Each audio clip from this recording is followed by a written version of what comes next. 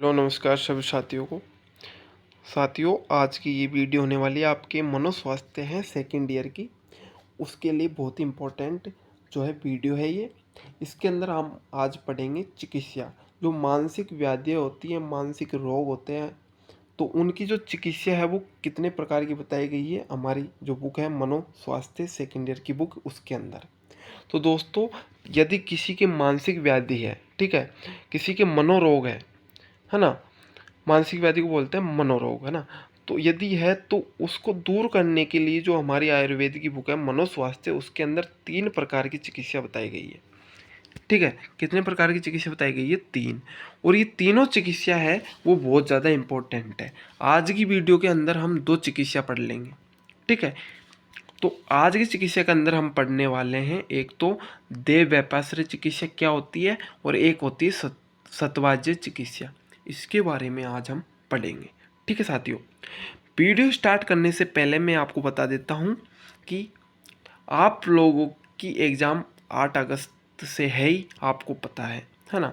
तो इसका जो हमारे पास गेस पेपर देते हैं हम हर साल, ठीक है, गेस पेपर है वो हमारे पास आ गया है। अभी तक हमारे पास ओनली एक सब्जेक्ट का गेस पेपर आया है सेकेंड ईयर का, और वो आया गाइनो का। कौन सा आया है? गाइनो का। दोस्तों, ये जो गेस पेपर है इसका छोटा सा चार्ज लगता है, हमारा एक कोर्स है वो आपको परचेज करना पड़ता है। उसके बाद में आपको गेस पेपर अवेलेबल हो जाते हैं, और बहुत जल्दी जो बाकी के गेस पेपर है वो भी हमारे पास आ जाएंगे। अभी हमारे पास गाइनो का गेस पेपर आ गया है। यदि आप परचेज करना चाहते हैं, लेना चाहते हैं, तो हमारे व्हाट्सअप नंबर है, उन पर आप डायरेक्ट कॉन्टेक्ट कर सकते हैं। ठीक है साथियों, इसके साथ में हम आगे बढ़ते हैं और बात करते हैं देव व्यापाश्रय चिकित्सा क्या होती है। ठीक है, सबके पहले इसमें देखेंगे कि जिस चिकित्सा में मंत्र, औषध एवं मणियों को धारण किया जाता है, मंगल कर्म किए जाते हैं, देवताओं व भूतों के लिए बलियाँ चढ़ाई जाती है, हवन किया जाता है, सोच, संतोष, तपस्या, ईश्वर भजन आदि नियमों का पालन किया जाता है, देवताओं की देवता पूज्य गुरु को नमस्कार करके तीर्थ आदि में जाकर अपने पूर्वकृत कर्मों को दूर करने का प्रयास किया जाता है, उसे देवव्यापाश्रय चिकित्सा कहते हैं। दोस्तों, सीधी भाषा में मैं बताऊं आपको, तो जो यदि मान लीजिए कि कोई व्यक्ति है और उसको मानसिक व्याधि हो गई है, ठीक है, तो अपन क्या बोलते हैं कि कोई भी व्यक्ति मानसिक व्याधि का मतलब हो गया पागल हो जाता है। किसी का आधा दिमाग काम नहीं करता, किसी का पूरा दिमाग नहीं काम करता, कई तरह की मानसिक व्याधियाँ होती है ना। तो उसके अंदर एक जो हमारी सोच होती है वो ये होती है कि जो इसने पहले के जन्म में कोई पाप कर्म किया होगा, उसके कारण आज इसकी ये स्थिति है। ठीक है, तो उस पाप कर्म को ठीक करने के लिए क्या किया जाता है कि देवताओं के लिए और भूतों के लिए बलियाँ दी जाती है, हवन करवाए जाते हैं। ठीक है, और हवन करवाए जाते हैं और भजन करवाए जाते हैं। इसके साथ ही गले में आपने देखा होगा कई तरह की मणियाँ है, जो भी होता है उसे जंतर बोलते हैं, है ना। तो वो धारण करवा दिए जाते हैं उनको। ठीक है, और उसके बाद में क्या किया जाता है दोस्तों, किसी तीर्थ स्थल पर भेज दिया जाता है। ठीक है, किसी तीर्थ स्थल पर जाते हैं, वहाँ पर ये सोचकर जाते हैं कि ऐसा करने से क्या होगा कि इसके पूर्व जन्म में जो पाप किए हैं वो कट जाएंगे। ठीक है, और इसकी जो मानसिक व्याधि है वो दूर हो जाएगी।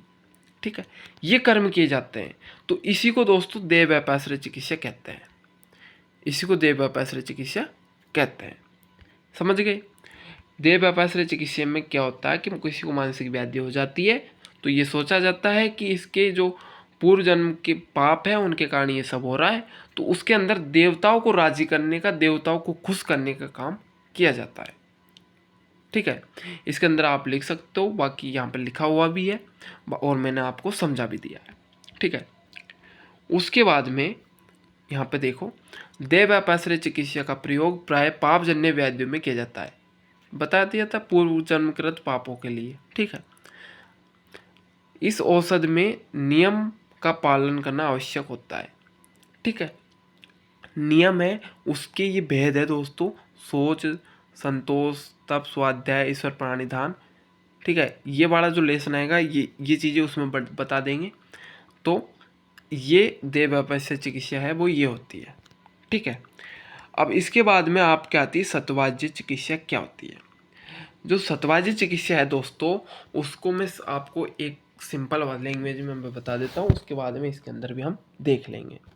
यानी दोस्तों किसी को व्याधि हो गई है, मानसिक व्याधि हो गई है ना। शारीरिक व्याधि की बात नहीं करेंगे, मनोरोग है तो उसके अंदर हम मानसिक व्याधियों की बात करते हैं ज़्यादातर, ठीक है। तो किसी को मान लो दोस्तों व्याधि हो गई है, मानसिक व्याधि, या कोई पागल हो गया, ठीक है, कुछ भी मान लो, तो उसके अंदर क्या किया जाता है कि दोस्तों वो किसी चीज़ को दोहराता है। कोई भी जो मानसिक व्याधि से जन्य व्यक्ति होता है वो किसी चीज़ को दोहराता है, ठीक है। तो उसके अंदर हम क्या करते हैं कि उसका जो ध्यान है उस चीज़ से हटाकर किसी दूसरे विषय पर लगवाते हैं, किसी दूसरे विषय की ओर उसका जो ध्यान है वो आकर्षित करते हैं, ताकि उस चीज़ से उसका ध्यान हट जाए और वो मानसिक व्याधि से बाहर आ जाए, ठीक है। एक बार हम पढ़ लेते हैं। मनोविकारों की प्रधान चिकित्सा सत्वाज्य है। यानी मनोविकार यानी जो मानसिक व्याधि है, यानी मानसिक व्याधि या मानसिक रोग है, उनकी जो मेन चिकित्सा, प्रधान का मतलब जो मुख्य चिकित्सा है उस वो ही सत्वाज्य चिकित्सा है, ठीक है। अब चरक जी क्या कहते हैं, जिसमें अहित अर्थों से मन को रोका जाए सत्वाज्य चिकित्सा कहलाता है। अहित, अहित का मतलब कि जो काम हमारे हित में नहीं है उन चीज़ों से मन को रोका जाए तो वही सत्वाज्य चिकित्सा कहलाती है, ठीक है। उसके बाद में सत्व अर्थात मन का अविजय निग्रह करना सत्वाज्य कहलाता है। सत्व अर्थात मन का अविजय निग्रह करना सत्वाज्य कहलाता है। आगे देखेंगे सत्वाज्य के दो अर्थ लिए जाते हैं। जो सत्वाज्य है उसके दो अर्थ लिए जाते हैं यहाँ पर। अहित अर्थों में मनोनिग्रह यानी अपने शरीर व मन के लिए अहितकर विषयों से मन को हटाना मनोनिग्रह कहलाता है। अपने शरीर व मन के अहितकर विषयों से मन को हटाना, यानी आपका ध्यान किसी जो अहितकर यानी जो आपके लिए सही नहीं है उसकी तरफ आकर्षित है, तो उस चीज़ से आपके मन को हटाना ही मनोनिग्रह कहलाता है, ठीक है। चरक जी ने बताया है। और एक है हितकर अर्थों में मनोरथी, यानी कि अपने शरीर व मन के लिए हितकर विषयों में मन को लगाना, यानी कि आपके शरीर के लिए और मन के लिए जो भी विषय है, यानी कोई भी सोच है, कोई भी काम है, ठीक है, या आप क्या सोच रहे हैं, तो आपके माइंड को उन अच्छी चीज़ों में लेकर जाना, ना कि अहितकर। अहितकर का मतलब हो गया आपके हित के लिए बुरी चीज़ें, बुरी वस्तुएं, बुरी बातें सोचना, बुरे काम करना, कुछ भी हो सकती है वो, है ना। तो उन चीज़ों से तो मन को हटाएंगे, और हितकर यानी जो अच्छी चीज़ें हैं, अच्छे विषय हैं, ठीक है, तो उनमें अपने मन को लगाएंगे, तो वो हो जाएगा हितकर अर्थों में मनोरथी, ठीक है दोस्तों। तो ये बता दिया हमने आज। इसके बाद में चिकित्सा हो गई दो प्रकार की, है ना। इसके बाद में वीडियो थोड़ी बड़ी हो जाएगी, लेकिन आगे आने वाली जो चीज़ है वो और ज़्यादा काम की है, इम्पोर्टेंट भी है दोस्तों। ये व्यक्तित्व और व्यक्तित्व के प्रकार, यानी कि व्यक्तित्व क्या होता है और व्यक्तित्व कितने प्रकार का होता है। आप लोग लास्ट तक बने रहिए वीडियो में, बहुत ही अच्छी वीडियो है, ये पीडीएफ है, तो आप लोगों को बहुत अच्छा मजा आने वाला है इस वीडियो के अंदर, है ना। दोस्तों व्यक्तित्व क्या होता है, इसके अंदर पहली जो परिभाषा दी है वो क्या दी है कि व्यक्तित्व किसी भी व्यक्ति के शारीरिक व मानसिक गुणों का संकलन है, जिसके द्वारा उसकी संरचना, व्यवहार, रूपों, योग्यताओं, अभिरुचियों, मनोवृत्तियों आदि का ज्ञान होता है, ठीक है। इसके अंदर ये बोलना चाह रहा है कि जो व्यक्तित्व है, जो ये व्यक्तित्व है वो अभिरुचि, योग्यता, सामर्थ्य, शारीरिक संरचना, व्यवहार, मनोवृत्ति, इनका क्या है, एक समूह है जिसे इन चीज़ों का ज्ञान होता है, इन चीज़ों का पता लगाया जाता है कि व्यक्तित्व से उसका व्यवहार कैसा है, उसकी रुचियाँ किन चीज़ों में है, उसकी जो शारीरिक संरचना है वो कैसी है, वो किस काम को करने में सामर्थ्य है, उसके पास क्या क्या योग्यताएं हैं। ठीक है, तो व्यक्तित्व को इस तरीके से परिभाषित किया है। ठीक है, उसके बाद में दूसरी परिभाषा है इसके अंदर ही कि व्यक्ति सामाजिक परिवेश में अपने को ढालने हेतु जिस प्रकार का व्यवहार करता है उसे व्यक्तित्व कहते हैं। यानी दोस्तों, कोई भी व्यक्ति है और वो एक समाज के अंदर रहता है, एक परिवार के अंदर रहता है। ठीक है, तो अपने आप को ढालने हेतु यानी अपना जीवन चलाने हेतु वो जिस प्रकार का व्यवहार करता है, जिस प्रकार का दूसरे के साथ में व्यवहार करता है उसे ही व्यक्तित्व कहते हैं। ठीक है, दोनों परिभाषा हो गई। अब आता है दोस्तों व्यक्तित्व के प्रकार, यानी व्यक्तित्व कितने प्रकार का होता है। व्यक्तित्व के प्रकार शारीरिक संरचना के आधार पर 3 प्रकार का बताया है। आयुर्वेद के अंदर शारीरिक संरचना के आधार पर 3 प्रकार का व्यक्तित्व बताया गया है। कौन कौन सा होता है? एक होता है सात्विक, एक होता है राजसिक और एक होता है तामसिक व्यक्तित्व। ठीक है दोस्तों, आपको पता होता हो सत्व रज तम ये गुण भी है मानसिक। जो सत्व है ये तो मानसिक गुण है, और जो राजसिक और तामसिक है ये मानसिक दोष है। ये दोनों मानसिक दोष है और सात्विक जो है वो मन का गुण है। ठीक है, इसके बाद में जो व्यक्तित्व है उसके प्रकार बताए हैं किसने? डॉक्टर कार्ल जे जंग ने। उसने बताए हैं अभिव्यक्ति व रुचि के अनुसार। व्यक्तित्व होता है एक तो बाह्यमुखी और एक होता है अंतर्मुखी। जो बाह्यमुखी व्यक्ति होता है वो भावुक होता है, कुशल होता है, क्रियाशील होता है, विनम्र होता है और ओजस्वी होता है। जो बाह्यमुखी होता है व्यक्ति वो भावुक होता है, कुशल होता है, कार्य करने में जो है वो कुशल होता है। और जो अंतर्मुखी व्यक्ति होता है वो एकांत प्रिय होता है। एकांत प्रिय होता है, अल्प वाचालन, कम बात करता है। बाह्यमुखी और अंतर्मुखी व्यक्ति को हम इस तरह समझेंगे, जो अंतर्मुखी व्यक्तित्व होता है वो अपने आप से मतलब रखता है, उसको किसी से कोई मतलब नहीं है। ठीक है, और जो बाह्य व्यक्ति होता है, बाह्यमुखी व्यक्तित्व, वो कहता है कि यार हम समाज में रहते हैं, हम समाज के साथ ही चलेंगे। ठीक है, सामने वाले के बारे में सोचेंगे और अपने बारे में सोचेंगे, तो दोनों के बारे में सोचकर चलता है वो बाह्यमुखी होता है वो। और जो अंतर्मुखी होता है वो अपने बारे में सोचता है, उसे किसी से कोई मतलब नहीं है। ठीक है, तो इस तरीके से इसको समझते हैं। उसके बाद में अगला जो टाइप आता है व्यक्तित्व के प्रकार का, वो शारीरिक संरचना और स्वभाव के आधार पर बताया है कि एक होता है अंतः व्यक्तित्व।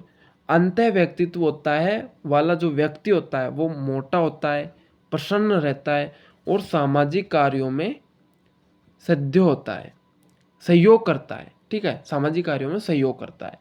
और जो मध्य व्यक्तित्व होता है वो शरीर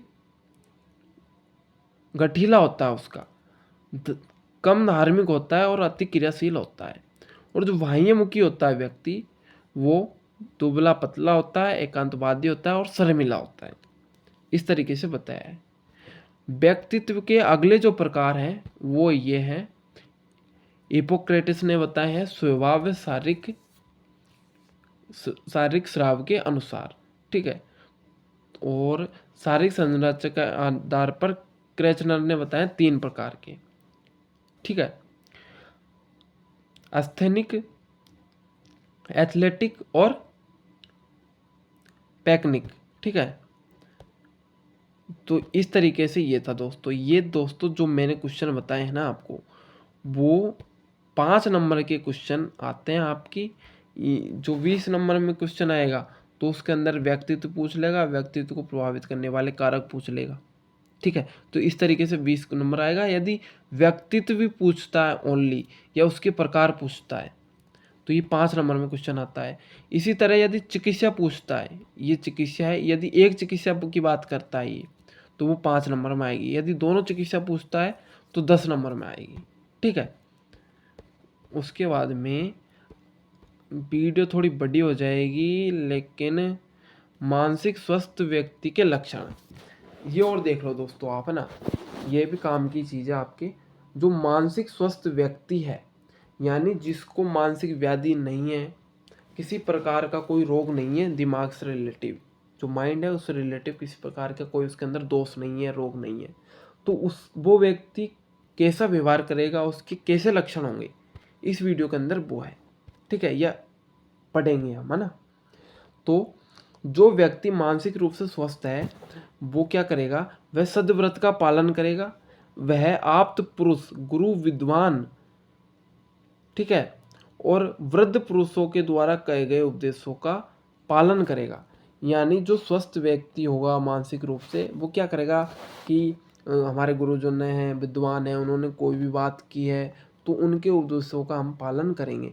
लेकिन जो मानसिक रूप से स्वस्थ नहीं है तो वो इन चीज़ों का पालन नहीं करेगा, इन चीज़ों पर ध्यान नहीं देगा, तो हम समझ जाएंगे कि ये तो दिमाग से थोड़ा सटकेला है। ठीक है, उसके बाद में जो सही व्यक्ति होगा, मानसिक रूप से स्वस्थ होगा, वह व्यक्ति व्यवहार पर नियंत्रण रखता है, और जो नहीं होगा उसका व्यवहार तो आप जानते ही हो। उसके बाद में उसका व्यवहार शालीनता पूर्वक होगा, यानी विनम्र पूर्व अच्छी बातें करेगा, वो आपके सामने अच्छा पेश करेगा अपने आप को। वह सकारात्मक सोच रखने वाला होता है, वह जीवन में जीने के प्रति जीवन में जीने के प्रति रुचि रखता है। ठीक है, और उसके बाद में क्या है, वह अपना जीवन नियमित रूप से निर्वाह करता है, वह अपनी भावनाओं व संवेगों पर पूर्ण रूप से नियंत्रण रखता है, वह जीवन के अतिवादी प्रवृत्ति का नहीं होता है। ठीक है, और फिर है सकारात्मक सोच रखने वाला होता है, सभी कार्यों की पूर्ति होती है, और वह स्वयं निर्णय लेने में सक्षम होता है, और उसकी सामाजिक प्रतिष्ठा श्रेष्ठ बनी रहती है। ठीक है, तो ये जो होते हैं वो मानसिक रूप से स्वस्थ व्यक्ति के लक्षण होते हैं। ठीक है, उसके बाद में हम आप क्या बताना चाहिए मुझे, ऊपर देख ही रहे थे हम अभी, इससे पहले जो क्वेश्चन देखा था थोड़ा पहले वाला, वो देखा था हमने व्यक्तित्व की परिभाषा। क्या देखा था हमने, व्यक्तित्व की परिभाषा और व्यक्तित्व के प्रकार, और ये जो क्वेश्चन है उसके अंदर है दोस्तों व्यक्तित्व को प्रभावित करने वाले कारक। एक क्वेश्चन बनता है, व्यक्तित्व की परिभाषा देते हुए, व्यक्तित्व के प्रकार बताते हुए, व्यक्तित्व को प्रभावित करने वाले कारकों का वर्णन कीजिए। व्यक्तित्व, व्यक्तित्व के प्रकार एवं व्यक्तित्व को प्रभावित करने वाले कारकों का वर्णन कीजिए। पूरा 20 नंबर का क्वेश्चन बनता है दोस्तों। ये मैंने व्यक्तित्व बता दिया ऊपर आपको, और व्यक्तित्व के जो प्रकार है वो बता दिए। अब प्रभावित कौन कौन सी चीज़ें करती है व्यक्तित्व को, वो चीज़ें और एक बार हम देख लेते हैं। यानी इसके 3 कारण होते हैं दोस्तों। एक होता है बायोलॉजिकल फैक्टर, यानी जैविक कारण। एक होता है इन्वायरमेंट, यानी वातावरणीय कारक, जो व्यक्ति है वो कौन से वातावरण में रहता है, ये चीज़ भी उसको प्रभावित करती है। और एक होता है स्वयं संबंधी कारक, यानी सेल्फ, उसकी खुद की सोच कैसी है, ये उसके व्यक्तित्व को प्रभावित करती है। अब हम सबके पहले देखेंगे जैविक कारण, यानी आनुवांशिक, ओवम स्पर्म के आधार पर आनुवांशिक कारण। शारीरिक संरचना, लिंग का प्रभाव, अंतःस्रावी ग्रंथि व हार्मोन, वृद्धि का, बुद्धि का प्रभाव। ठीक है, यानी कि जो व्यक्तित्व है उसको प्रभावित करने वाले मुख्य रूप से 3 कारक होते हैं, जैविक कारक, वातावरणिक कारक और स्वयं संबंधी कारक। अब सबके पहले जैविक प्रबंधन देखेंगे, जैविक कारक देखेंगे हम, तो उसके अंदर सबके पहले आनुवांशिकता देखेंगे। आनुवांशिकता, उसके बाद में वातावरणीय कारक है, वो 3 प्रकार के बताए गए हैं। परिवार का वातावरण कैसा है, जो व्यक्ति है उसके परिवार का वातावरण कैसा है, ये भी उसके व्यक्तित्व पर प्रभाव डालता है। शिक्षण संस्थानों का वातावरण, कोई व्यक्ति है वो जिस शिक्षा संस्थान में पढ़ता है वहाँ का वातावरण कैसा है। सामाजिक वातावरण, वो जहाँ पर रहता है वहाँ का कैसा है। सामाजिक जो वातावरण है वो भी बटा रहता है, जाति के आधार पर, वर्ग के आधार पर, धर्म के आधार पर। और जो स्वयं संबंधी कारक होते हैं वो ये देख लो, हम अच्छे हैं तो दुनिया अच्छी है, हम बुरे हैं तो दुनिया बुरी है। इस कहावत के आधार पर यदि व्यक्ति चाहे तो स्वयं का आदर्श रूप प्रस्तुत कर समाज को बदल सकता है। यानी यदि व्यक्ति सोचे कि हम किसी के लिए बुरा करेंगे तो हमारा भी बुरा ही होगा, और यदि व्यक्ति सोचता है कि हम किसी का सही करेंगे या भला करेंगे तो हमारा भी भला होगा, तो यदि इस सोच का व्यक्ति है तो वो अपने आप को अच्छा व्यक्तित्व का व्यक्ति है और अपने समाज को बदल सकता है। वो व्यक्ति को अपने सम्मान की रक्षा करनी चाहिए। व्यक्ति को कुल जाति पद के अनुसार व्यवहार करना चाहिए। व्यक्ति को अच्छे कार्यों को करने एवं स्वयं की पहचान बनानी चाहिए। ठीक है। व्यक्ति की अन्य प्राणियों के प्रति सकारात्मक सोच होनी चाहिए। समाज में जो व्यक्ति बनाए गए हैं एवं स्वयं के व्यक्ति के द्वारा बनाए गए हैं उन्हें कठोरतापूर्वक नियमों का पालन करना चाहिए। यानी समाज और व्यक्तियों के द्वारा जो समाज में नियम बनाए गए हैं उन नियमों का पालन करना चाहिए। ठीक है। और व्यक्ति के प्रति हीन भावना या नकारात्मक सोच नहीं रखनी चाहिए। तो ये चीज़ें हैं वो व्यक्तित्व को प्रभावित करने वाले कारक हमने पढ़ लिए। ठीक है साथियों, तो आज के लिए इतना ही दोस्तों। आज हमने क्या क्या पढ़ा आप लोगों को बता देता हूँ मैं, 1 मिनट। आज हमने पढ़ा था सबके पहले तो चिकित्सा। ठीक है। जो चिकित्सा है वो 3 प्रकार की होती है। उसके अंदर देह व्यापार और सतवाज्य हमने पढ़ ली। उसके बाद में हम पढ़ते हैं व्यक्तित्व। व्यक्तित्व पढ़ लिया, व्यक्तित्व को जो प्रकार होते हैं वो पढ़ लिए और उसके कारक पढ़ लिए, व्यक्तित्व को प्रभावित करने वाले कारक। ये चीज़ आज हमने पढ़ी। इसके अलावा किसी भी टॉपिक पर आपको वीडियो चाहिए कमेंट कर दीजिए, आपको वीडियो बना दी जाएगी। ठीक है। तो आज के लिए इतना ही। नमस्कार साथियों, बने रहिए हमारे साथ। गेस्ट पेपर चाहिए तो आप सीधा हमारे व्हाट्सएप नंबर पर कॉन्टैक्ट करें। राम राम साथियों, नमस्कार।